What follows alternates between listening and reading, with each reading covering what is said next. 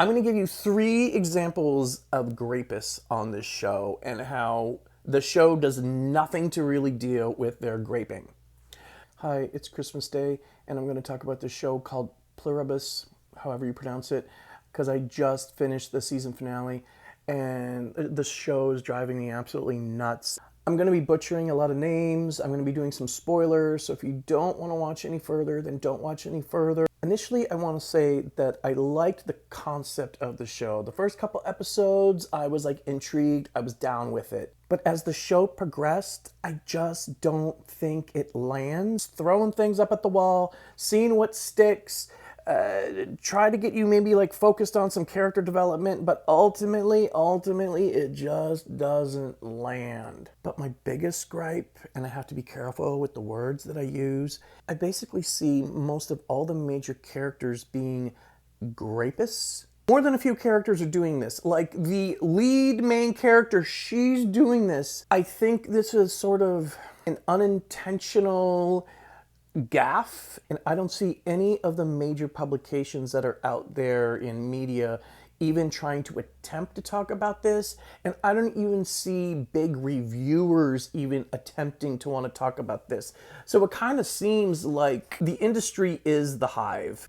I'm a big Star Wars fan, and if you say to me, isn't it creepy that Luke and Leia are like brother and sister, but then in Star Wars and Empire Strikes Back, they were like locking lips at different times? Yeah, I can agree with that. So if you are really a fan of this show, but you're not willing to entertain some of the things I'm about to say here, you're in the hive. I'm going to give you 3 examples of grapists on this show. The show does nothing to really deal with their graping. Number 1 is this character, his name is like Diatribe.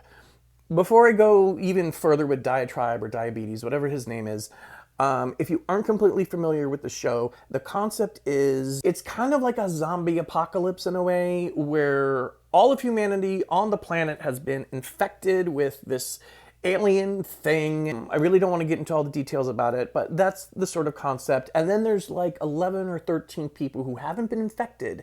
All the people that are infected are basically part of this hive. It's like one thinking, one sort of being, Borg from like Star Trek, and they want to be very accommodating to the humans who haven't been infected, who currently are immune, so they kind of like are willing to give them whatever it is they want. The character of Diatribe, he apparently just wants to have a harem of women. Some people on social media took issue with, hey, aren't all of these like women who used to have thinking minds and used to have lives and families and whatever, they can't actually consent to this, so isn't this kind of like he's graping them? And yeah, I kind of agreed that it's like, yeah, I guess he's kind of a graper. The way he was presented was very one-dimensional, and I figured he was probably going to be a throwaway character, so I didn't spend too much time, as a keyboard warrior going, oh yeah, I agree. I'm just like, we'll move on.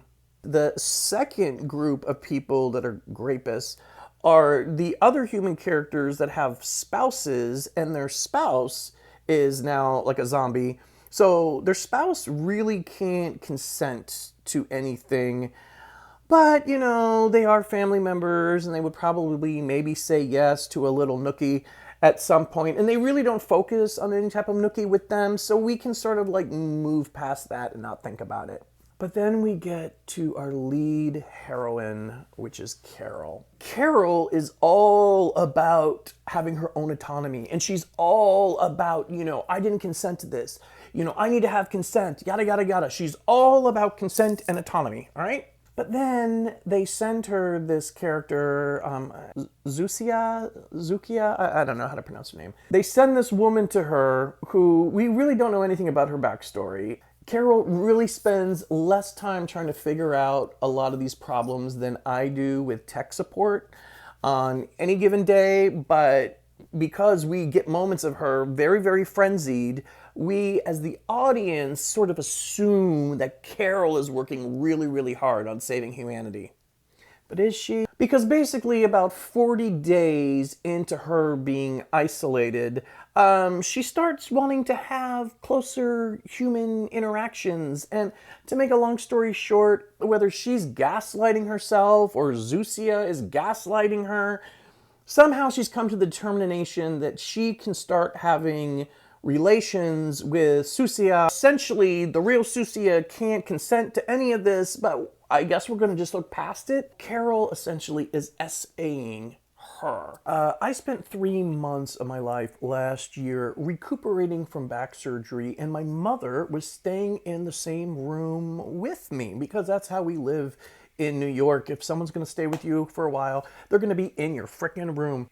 That was 90 days. I was able to not have to touch myself for 90 days. And you know what? I'm all right. Carol couldn't go more than 40 days, and she needed to get nookie that bad that she was willing to gaslight herself and frickin' essay another woman. I could also throw this away, all right? And just be like, whatever, it's a glitch in the matrix, just keep on going with the story. But then we have this other character, and I'm gonna butcher his name, it's Manus. We spend a lot of time with him. He's like in his home, he's writing down frequency numbers, he's trying to figure out things, he's very paranoid, but he's also like salt of the earth. He decides that he's going to find his way from Paraguay to Carol, and he's going to drive there, and he's going to hike there. He's going to take the slowest frickin' route to save humanity because he's so salt of the earth. He leaves money in abandoned cars' windshields because he wants to let people know that even though he's siphoning gas out of their cars, that it's the right thing to pay them because he didn't get consent from them, and if he did, he would pay them for the gas. So this is another character who is all about autonomy and consent, and by the time he gets to Carol, he figures out that she has a girlfriend, and it doesn't impact him viscerally. It doesn't seem to impact him at all. But then we get a scene in which he's on one of the people who is Hive, and he now out of nowhere pulls out his transistor radio, and he's trying to do a radio frequency to somehow, we're learning out of nowhere, that maybe he can like pull it out of them if he can get the right transistor frequency to people's brains. Carol is picking up on, oh, there could be some changes here with me and Susia, so she pulls out her shotgun and she fires it at him to stop him from doing whatever he's about to do to maybe save humanity because she wants to keep her SA going on with Susia. I don't get where any of this is going and how any of these characters aren't anything but gross. This is just act 1 of 9 hours. Do I really want to do a season 2? And look, to me, this is bad writing because we've actually been in this situation before. And the situation before, I knew how to fix the situation, but no one was turning to me when they were making the movie Wonder Woman 1984.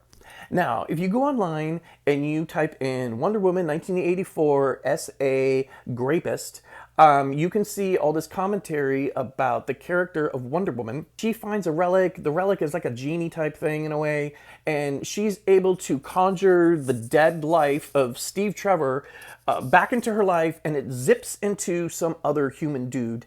And so the next thing you know, Diana Prince, Wonder Woman, is now knocking boots with Steve Trevor, but using another man's body. People noticed, like, hey, Wonder Woman is like SAing a dude because he can't give consent to this, right? And when you would read the trades, once again, they didn't have an answer to this. You would see article after article of Patty Jenkins talking about, oh, we need to have superheroes who have sexuality, and Wonder Woman has sexuality, and yada, yada, yada. And it's like, well, but isn't she SAing this dude? Nobody seemed to ask her that. Nobody seemed to care. But millions of audience members felt the exact same way. And you know what? There was an easy fix for this. because there was a movie in 1987 called Mannequin, starring Kim Cattrall and Andrew McCarthy. The concept of it was a Egyptian something, goddess maybe, ends up in a mannequin in a department store, and then Andrew McCarthy works in the department store, and then he falls in love with the mannequin, and it comes to life, and it's Kim Cattrall, yada, yada, yada. Watch it, it's a fun movie. Original story of Wonder Woman is that she was made of clay. The idea that she would maybe rub something and ask for Steve Trevor, and Steve Trevor ends up in the mall in a mannequin with a guy wearing a members only jacket and Z Cavaricci's, that could have actually worked. You know, you would think in this time frame of like the Me Too movement that people would like be a little bit more sensitive about displaying, you know, things about consent and sexuality, but nope.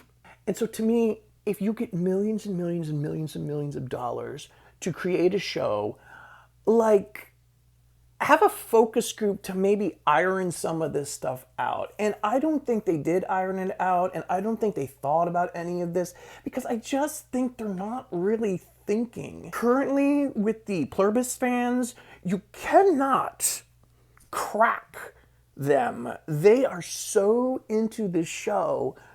It's like they are the hive. They are the hive.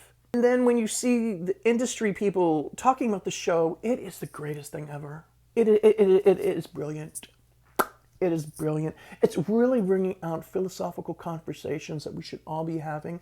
But can we have conversations about SA? No, we can't have those conversations. No, that's not going to work. I mean, I'm not even getting into the part about Carol also kind of seems like a bigot. All the characters of color, or pretty much all the other characters, and they're all simpletons, and they're all either really diehard into the religion or culture where they really don't care what the hive kind of does to the rest of humanity. They're all kind of displayed as stupid. So our one real main focus is white lady. Come on, white lady. And then, of course, there's Manus, but then the final episode, he just turned into a beta piece of goo who couldn't stand for anything. I don't know. Do you think I went off the edge? Share your thoughts. Or are you in the hive? Merry Christmas. Happy New Year.